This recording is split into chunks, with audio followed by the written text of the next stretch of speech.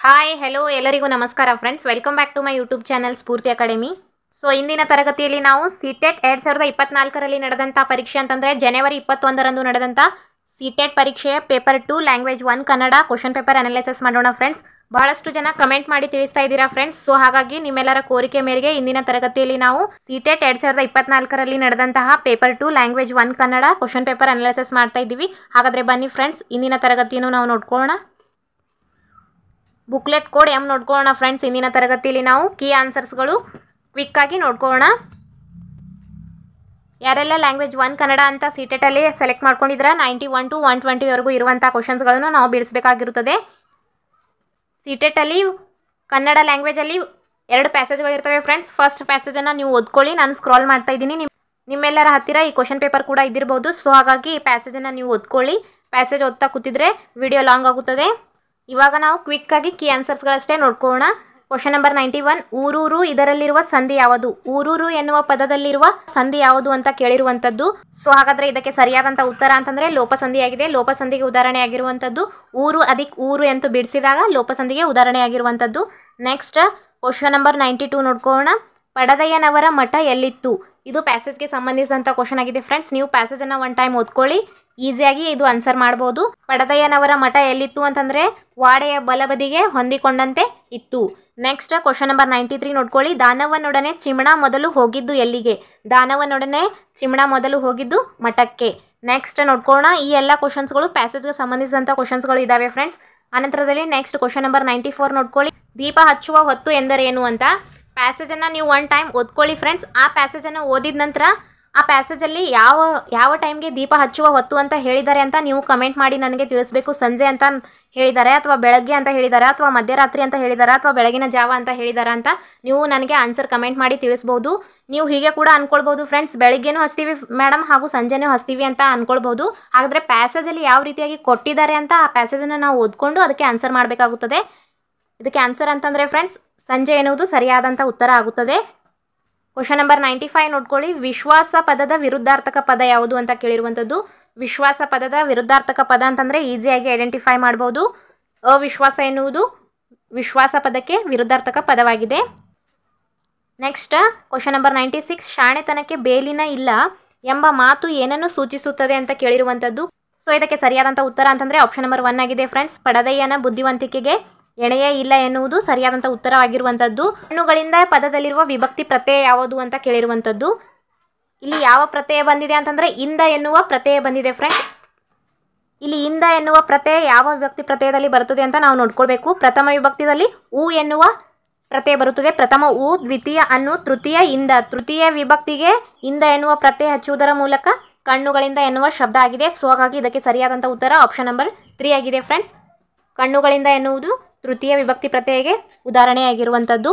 ಪಂಚಮಿ ಬಂತು ಅಂತಂದರೆ ದೆಸೆಯಿಂದ ಎನ್ನುವ ಶಬ್ದ ಬರುತ್ತದೆ. ಸಪ್ತಮಿ ಅಂತ ಬಂತು ಅಂದರೆ ಅಲ್ಲಿ ಎನ್ನುವ ಪ್ರತ್ಯಯ ಬರುತ್ತದೆ. ನೆಕ್ಸ್ಟ್ ಕ್ವಶನ್ ನೋಡ್ಕೊಳ್ಳೋಣ ಫ್ರೆಂಡ್ಸ್. ಕ್ವಶನ್ ನಂಬರ್ 98 ನೋಡ್ಕೊಳ್ಳಿ. ಮನದಾಶಯ ಎಂದರೇನು? ಸೊ ಇದಕ್ಕೆ ಸರಿಯಾದಂಥ ಉತ್ತರ ಅಂತಂದರೆ ಮನಸ್ಸಿನ ಇಚ್ಛೆಗೆ ಮನದ ಆಶಯ ಅಂತ ಹೇಳಿರುವಂಥದ್ದು. ನೆಕ್ಸ್ಟ್ ಕ್ವಶನ್ ನೋಡ್ಕೊಳ್ಳೋಣ. ಕ್ವಶನ್ ನಂಬರ್ 99 ನೋಡ್ಕೊಳ್ಳಿ. ಊರಿಗೆ ಊರೇ ದಂಗಾಗಲು ಕಾರಣವೇನು? ಊರಿಗೆ ಊರೇ ದಂಗಾಗಲು ಕಾರಣವೇನು ಅಂತ ಇದಕ್ಕೆ ಸರಿಯಾದಂಥ ಉತ್ತರ ನಾವು ಹುಡುಕಬೇಕು ಅಂತಂದರೆ ನಾವು ಪ್ಯಾಸೇಜನ್ನು ಒನ್ ಟೈಮ್ ಓದ್ಕೊಳ್ಳೇಬೇಕು ಫ್ರೆಂಡ್ಸ್. ಪ್ಯಾಸೇಜ್ ಓದ್ಕೊಂಡಿದ್ರೆ ಗೊತ್ತಾಗುತ್ತದೆ. ಸೊ ಇದಕ್ಕೆ ಸರಿಯಾದಂಥ ಉತ್ತರ ಅಂತಂದರೆ ಕಾರ ಹುಣ್ಣಿಮೆಯ ವೈಭವಕ್ಕೆ ಊರಿಗೆ ಊರೇ ದಂಗಾಗಿತ್ತು. ನೆಕ್ಸ್ಟ್ ಕ್ವಶನ್ ನೋಡ್ಕೊಳ್ಳೋಣ. ನೆಕ್ಸ್ಟ್ ಇನ್ನೊಂದು ಪ್ಯಾಸೇಜ್ ಕೂಡ ಕೊಟ್ಟಿರುವಂಥದ್ದು ಫ್ರೆಂಡ್ಸ್. ಒಂದು ಕವನ ಕೊಟ್ಟಿದ್ದಾರೆ. ಈ ಕವನವನ್ನು ನೀವು ಓದ್ಕೊಳ್ಳಿ. ಈ ಕವನವನ್ನು ಓದ್ಕೊಳ್ಳುವುದರ ಮೂಲಕ ನಾವು ಪ್ರಶ್ನೆ ಸಂಖ್ಯೆ 100ರಿಂದ ಹಿಡಿದು 105ನೇ ಪ್ರಶ್ನೆಗಳವರೆಗೆ ಆನ್ಸರ್ ಮಾಡಬೇಕಾಗುತ್ತದೆ. ಹಾಗಾದರೆ ಈ ಕವನವನ್ನು ನೀವು ಓದ್ಕೊಳ್ಳಿ. ಕ್ವಶನ್ ನಂಬರ್ 100 ನೋಡ್ಕೊಳ್ಳೋಣ. ಅಸ್ತಿತ್ವದ ರೂಪಾಂತರವು ಯಾರಿಗೆ ಆಗಿದೆ ಎಂದು ಕವನ ಹೇಳುತ್ತದೆ? ಸೊ ಇದಕ್ಕೆ ಸರಿಯಾದಂಥ ಉತ್ತರ ವಾಲ್ನಟ್ ಮರಕ್ಕೆ. ನೀವು ಕೆಲವೊಬ್ಬರು ತಾನು ಮರವೆಂದು ಧ್ಯಾನ ಮಾಡಿದ್ದವನಿಗೆ ಅಸ್ತಿತ್ವದ ರೂಪಾಂತರ ಆಗಿದೆ ಅಂತ ಕೂಡ ಆಪ್ಷನ್ ಸೆಲೆಕ್ಟ್ ಮಾಡ್ಕೊಂಡಿರ್ಬೋದು ಫ್ರೆಂಡ್ಸ್. ನೀವು ಸ್ಟಾರ್ ಕೂಡ ಇಟ್ಕೊಳ್ತೀನಿ ಅಂತಂದರೆ ಇಟ್ಕೊಳ್ಬೋದು. ನೆಕ್ಸ್ಟ್ ಕ್ವಶನ್ ನೋಡ್ಕೊಳ್ಳೋಣ. ಆಕಾಶಕ್ಕೆ ಈ ಪದದಲ್ಲಿನ ವಿಭಕ್ತಿ ಪ್ರತ್ಯಯ ಗುರುತಿಸಿ ಅಂತ ಕೇಳಿರುವಂಥದ್ದು. ಕೆ ಎನ್ನುವ ಪ್ರತ್ಯಯ ಬಂದಿದೆ ಫ್ರೆಂಡ್ಸ್. ಕೆ ಎನ್ನುವ ಪ್ರತ್ಯಯ ಯಾವ ವಿಭಕ್ತಿ ಪ್ರತ್ಯಯದಲ್ಲಿ ಬರುತ್ತದೆ ಅಂತ ನಾವು ನೋಡ್ಕೊಳ್ಬೇಕು. ಪ್ರಥಮ ವಿಭಕ್ತಿ ಪ್ರತ್ಯಯ ಬರಬೇಕು ಅಂತಂದರೆ ಉ ಎನ್ನುವ ಪ್ರತ್ಯಯ ಬರಬೇಕು. ತೃತೀಯ ಬರಬೇಕು ಅಂತಂದರೆ ಲಾಸ್ಟ್ ಟೈಮ್ ಇವಾಗೆ ಕ್ವಶನ್ ಆಯಿತು ಅಲ್ವಾ ಫ್ರೆಂಡ್ಸ್. ತೃತೀಯ ವಿಭಕ್ತಿ ಪ್ರತ್ಯಯದಲ್ಲಿ ಇಂದ ಎನ್ನುವ ಪ್ರತ್ಯಯ ಬಂತು ಅಂತಂದರೆ ತೃತೀಯ ಆಗುತ್ತದೆ. ಆವಾಗ ಚತುರ್ಥಿ ವಿಭಕ್ತಿ ಪ್ರತ್ಯಯ ಬಂತು ಅಂತಂದರೆ ಕೆ ಎನ್ನುವ ಪ್ರತ್ಯಯ ಬರುತ್ತದೆ. ಸೊ ಇದಕ್ಕೆ ಸರಿಯಾದಂಥ ಉತ್ತರ ಅಂತಂದರೆ ಆಪ್ಷನ್ ನಂಬರ್ 3 ಆಗಿದೆ ನೋಡ್ಕೊಳ್ಳಿ. ಆಪ್ಷನ್ ನಂಬರ್ 3 ಇದಕ್ಕೆ ಸರಿಯಾದಂಥ ಉತ್ತರ. ಆಕಾಶಕ್ಕೆ ಕೆ ಎನ್ನುವ ಪ್ರತ್ಯಯ ಬಂದಿದೆ. ನೆಕ್ಸ್ಟ್ ದ್ವಿತೀಯ ವಿಭಕ್ತಿ ಪ್ರತ್ಯಯಕ್ಕೆ ಯಾವ ಪ್ರತ್ಯಯ ಬರುತ್ತದೆ ಅಂದರೆ ದ್ವಿತೀಯಕ್ಕೆ ಅನ್ನು ಎನ್ನುವ ಪ್ರತ್ಯಯ ಬರುತ್ತದೆ. ನೆಕ್ಸ್ಟ್ ಕ್ವಶನ್ ನೋಡ್ಕೊಂಡ್ವಾ. ನೆಕ್ಸ್ಟ್ 102 ಕ್ವಶನ್ ನೋಡ್ಕೊಳ್ಳಿ. ಧ್ಯಾನದಿಂದ ಧ್ಯಾನಿಸಿದವನಿಗೆ ಆದ ಅನುಭವವೇನು ಅಂತ ಕೇಳಿರುವಂಥದ್ದು. ಸೊ ಇದಕ್ಕೆ ಸರಿಯಾದಂಥ ಉತ್ತರ ಅಂತಂದರೆ ಆಪ್ಷನ್ ನಂಬರ್ 2 ಆಗಿದೆ ಫ್ರೆಂಡ್ಸ್. ತಾನು ತನ್ನ ಅಸ್ತಿತ್ವವನ್ನು ಕಳೆದುಕೊಂಡಿದ್ದು ಧ್ಯಾನದಿಂದ ಧ್ಯಾನಿಸಿದವನಿಗೆ ಅನುಭವ ಆಗಿರುವಂಥದ್ದು. ನೆಕ್ಸ್ಟ್ ಕ್ವಶನ್ ನೋಡ್ಕೊಂಡ್ವಾ. ನೆಕ್ಸ್ಟ್ ಬೇರೆತ್ತಿ ಈ ಪದವನ್ನು ಬಿಡಿಸಿ ಬರೆದಾಗ ಸರಿಯಾದಂಥ ಉತ್ತರ ಅಂತಂದರೆ ಆಪ್ಷನ್ ನಂಬರ್ 3 ಆಗಿದೆ ಫ್ರೆಂಡ್ಸ್. ಬೇರೆತ್ತಿ ಎನ್ನುವ ಪದಕ್ಕೆ ಬೇರು ಅದಕ್ಕೆತ್ತಿ ಅಂತ ನಾವು ಬಿಡಿಸಿ ಬರೆಯಬಹುದು. ನೆಕ್ಸ್ಟ್ ಕ್ವಶನ್ ನೋಡ್ಕೊಂಡ್ವಾ. ಕ್ವಶನ್ ನಂಬರ್ 104 ನೋಡ್ಕೊಳ್ಳಿ ಫ್ರೆಂಡ್ಸ್. ಮರಕ್ಕೆ ಆದದ್ದು ಏನು? ಮರಕ್ಕೆ ಆದದ್ದು ಮರಕ್ಕೆ ಏನಾಗಿದೆ ಅಂತ ಇಲ್ಲಿ ಕ್ವಶನ್ ಕೇಳಿರುವಂಥದ್ದು. ಇದಕ್ಕೆ ನಾನು ಸ್ಟಾರ್ ಇಡ್ತೀನಿ ಫ್ರೆಂಡ್ಸ್, ಏಕೆಂದರೆ ನಾವು ಇದಕ್ಕೆ ಆನ್ಸರ್ ಹುಡುಕಬೇಕಾದ್ರೆ ಒನ್ ಟೈಮ್ ಪ್ಯಾಸೇಜನ್ನು ಓದ್ಕೊಳ್ಳೇಬೇಕು. ಆ ಪ್ಯಾಸೇಜನ್ನು ಓದ್ಕೊಂಡಿದ್ದೀವಿ ಅಂತಂದರೆ ಮರದಿಂದ ಆದದ್ದು ಏನು ಅಂತ ಕೇಳಿದರೆ ಇದಕ್ಕೆ ಆನ್ಸರ್ ಮರದಿಂದ ಮೇಜು ಮತ್ತು ಕುರ್ಚಿ ಆಯಿತು ಅಂತ ನಾವು ಕೊಡಬೇಕಾಗುತ್ತದೆ. ಆದರೆ ಇಲ್ಲಿ ಕ್ವಶನ್ ಕೇಳಿರುವಂಥದ್ದು ಏನು ಅಂತಂದರೆ ಮರಕ್ಕೆ ಆದದ್ದು ಏನು ಅಂತ. ಸೊ ಹಾಗಾಗಿ ಇದಕ್ಕೆ ನಾನು ಸ್ಟಾರ್ ಇಡ್ತಾ ಇದ್ದೀನಿ. ನೀವು ಸಿಟೆಟಲ್ಲಿ ಈ 4 ಆಪ್ಷನ್ಗಳಲ್ಲಿ ಯಾವ ಆಪ್ಷನ್ ಸೆಲೆಕ್ಟ್ ಮಾಡಿದ್ದೀರಾ ಅಂತ ಕಮೆಂಟ್ ಮಾಡಿ ತಿಳಿಸಿ ಫ್ರೆಂಡ್ಸ್. ನೆಕ್ಸ್ಟ್ ಕ್ವಶನ್ ನೋಡ್ಕೊಳ್ಳೋಣ. ಹಿಂಗಾಲು ಈ ಪದದಲ್ಲಿನ ಸಮಾಸದ ಸ್ವರೂಪ. ಹಿಂಗಾಲು ಎನ್ನುವ ಪದದಲ್ಲಿರುವ ಸಮಾಸ ಯಾವುದು ಅಂತ ಕೇಳಿರುವಂಥದ್ದು. ಅಂಶಿ ಇರುವುದರಿಂದ ಸೊ ಹಾಗಾಗಿ ಇದಕ್ಕೆ ಸರಿಯಾದಂಥ ಉತ್ತರ ಆಪ್ಷನ್ ನಂಬರ್ 1 ಆಗಿದೆ. ಅಂಶಿ ಸಮಾಸಕ್ಕೆ ಹಿಂಗಾಲು ಎನ್ನುವ ಪದ ಉದಾಹರಣೆಯಾಗಿರುವಂಥದ್ದು. ಈ ನನ್ನ ತರಗತಿಯಿಂದ ನಿಮಗೆ ಹೆಲ್ಪ್ ಆಗ್ತಾ ಇದ್ದಿದ್ರೆ ಒಂದು ತಪ್ಪದೆ ಲೈಕ್ ಮಾಡಿ, ನಿಮ್ಮ ಆದಷ್ಟು ಫ್ರೆಂಡ್ಸ್ಗಳಿಗೂ ಕೂಡ ಶೇರ್ ಮಾಡೋದನ್ನು ಮರಿಬೇಡಿ. ಹಾಗೂ ತಪ್ಪದೆ ಸಬ್ಸ್ಕ್ರೈಬ್ ಮಾಡ್ಕೊಳ್ಳಿ ಫ್ರೆಂಡ್ಸ್. 106ನೇ ಪ್ರಶ್ನೆ ನೋಡ್ಕೊಳ್ಳಿ. ಕೋಜಿಕೋಡಿನಲ್ಲಿ ಒಂದು ನಿರ್ದಿಷ್ಟ ಸಮುದಾಯವು ಮಾತನಾಡುವ ಮಲಯಾಳಂ ಭಾಷೆಯು ಅದೇ ಸ್ಥಳದಲ್ಲಿ ಇತರರು ಮಾತನಾಡುವ ಮಲಯಾಳಂಗಿಂತ ಸ್ವಲ್ಪ ಭಿನ್ನವಾಗಿದೆ.